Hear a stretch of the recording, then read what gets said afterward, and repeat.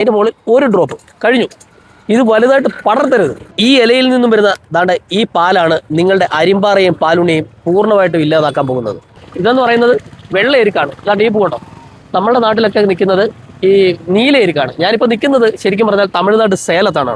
തമിഴ്നാട്ടിലാണ് ഈ എരിക്ക് ഏറ്റവും കൂടുതലുള്ളത്. അപ്പം ഞാൻ ഒന്നും കൂടെ കാണിച്ചു തരാം. ദാണ്ട ഇത് കണ്ടോ, ഇതിനകത്ത് ഇത് മൊത്തം പൊടിയായിരിക്കുക. ദാണ്ട ഇതിൽ നിന്ന് വരുന്ന പാല് കണ്ടോ.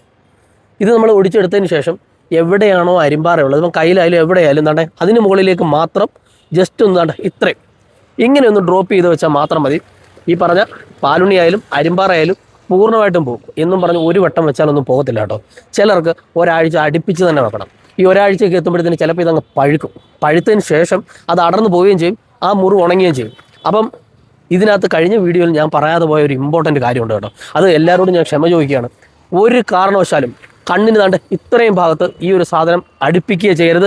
കാര്യം വളരെ ഡേഞ്ചറാണ്. നമുക്ക് പറയാൻ പറ്റത്തില്ല, ഈ സാധനം ഒന്ന് തെറിക്കുകയോ വല്ലതും ചെയ്ത് കണ്ണിലേക്ക് കാണാൻ വീണ് കഴിഞ്ഞാൽ ഉറപ്പായി നിങ്ങളുടെ കാഴ്ച ഒരു നഷ്ടപ്പെട്ടു പോകാൻ സാധ്യതയുണ്ട്. അതുകൊണ്ട് കണ്ണിന് ചുറ്റും ഇത് ഒരിക്കലും പറയുന്നത്, ബാക്കി ഏത് ശരീരത്തിൽ ഏത് ഭാഗത്താണെങ്കിലും നമുക്ക് ഉറപ്പായിട്ടും ഈ പറയുന്ന എരിക്കെന്ന് പറയുന്ന സാധനം ഗുണം ചെയ്യുന്നതാണ്.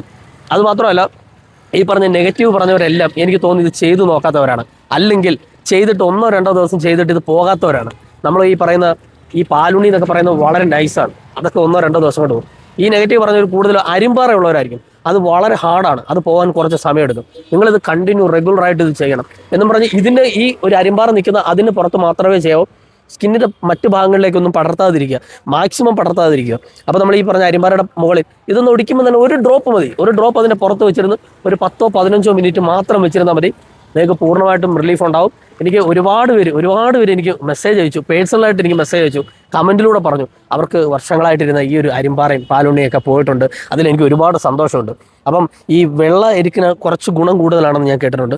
പക്ഷേ കുഴപ്പമില്ല, നീല എരിക്കായാലും നിങ്ങൾക്ക് ഗുണം ചെയ്യും. അപ്പോൾ നിങ്ങളിത് ഒന്നും കൂടെ ട്രൈ ചെയ്ത് നോക്കണം. ഞാൻ ഒന്നുകൂടെ കാണിച്ചാൽ ഇതുണ്ട്, ഈ ഇല ഏതെങ്കിലും ഒരു ഇല മാത്രം മതി കേട്ടോ. ഒന്ന് പൊട്ടിച്ച് കഴിയുമ്പോൾ കണ്ടോ ഇതുപോലെ പാല് വരും.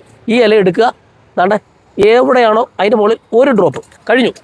ഇത് വലുതായിട്ട് പടർത്തരുത്. ഒരു ഡ്രോപ്പ് എടുക്കുക, അതിൻ്റെ പുറത്ത് വെക്കുക, അരിമ്പാറ പൂർണ്ണമായിട്ടും പോകും. ഇതെനിക്ക് അത്ര ഉറപ്പുള്ളത് കൊണ്ടാണ് ഞാൻ പറയുന്നത്. നെഗറ്റീവ് പറയുന്നവർ പറഞ്ഞുകൊണ്ടേ ഇരിക്കട്ടെ, എനിക്ക് യാതൊരു പ്രശ്നമില്ല. പക്ഷേ ഗുണം ചെയ്ത് ഒരുപാട് പേര് എന്നെ പേഴ്സണലായിട്ട് വിളിക്കുകയും എനിക്ക് മെസ്സേജ് അയക്കുകയും ചെയ്തു.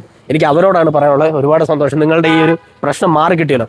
അപ്പം ഞാൻ ഉറപ്പായിട്ടും പറയാം, കണ്ണിൻ്റെ ഈ ഭാഗത്തായിട്ട് പുരട്ടരുത്. പിന്നെ അതുപോലെ തന്നെ അലർജി പ്രശ്നമുള്ളവരൊന്നും ഇത് തേക്കേണ്ട കേട്ടോ. ചിലർക്ക് ഈ സ്കിന്നിന് അലർജി ഉള്ളവരൊക്കെ ഉണ്ട്. അതുപോലെ തന്നെ സ്ഥിരമായിട്ട് മരുന്ന് കഴിക്കുന്ന ചില ആൾക്കാരുണ്ട്. അതുപോലെ ഗർഭിണികൾ, മുല കൂട്ടുന്ന അമ്മമാർ, അവരൊന്നും ഇത് ചെയ്യാതിരിക്കുന്നതാണ് ഏറ്റവും നല്ലത്. അപ്പം ഇത് വീണ്ടും നിങ്ങൾക്ക് ഉപകാരപ്പെട്ടു എന്ന് വിശ്വസിക്കുന്നു. Okay, by.